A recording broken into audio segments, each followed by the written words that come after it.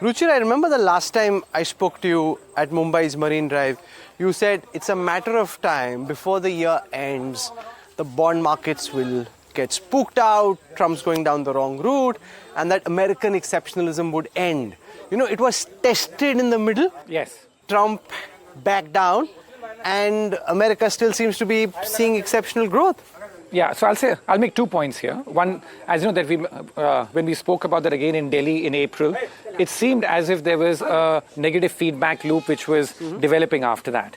But there's a bigger force than Trump. So I don't think Trump has backed down. This is the big illusion out there, that all because Trump took a series of actions, there's been some back down, but there's not been a big back down. The tariff rates have still gone up. The effective tariff rate in America, depending how you calculate it today, is still close to 15% or so, compared to 2.5% that it used to be. That's a massive swing. Most people would have told you with such an increase in the tariff rate, America would have a recession. And that would have happened, and the tariff part of the economy is getting badly affected, but there's a bigger force than Trump. We all get obsessed with one narrative, and the bigger force is AI. Today, the American economy has become one big bet on AI.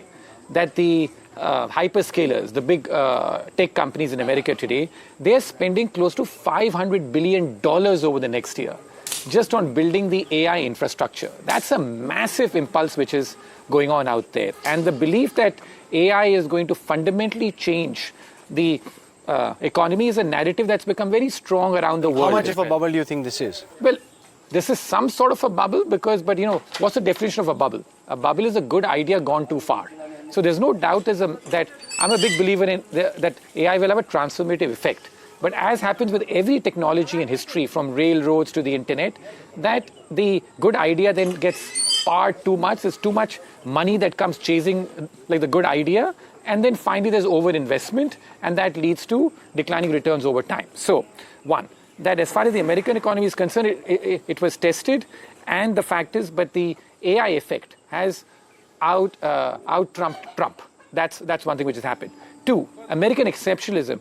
Ironically, that even though the AI boom is going on in America is at the center of it, the American stock markets this year, the performance compared to the rest of the world has been quite unexceptional, in fact. So in that way, American exceptionalism is not what it used to be.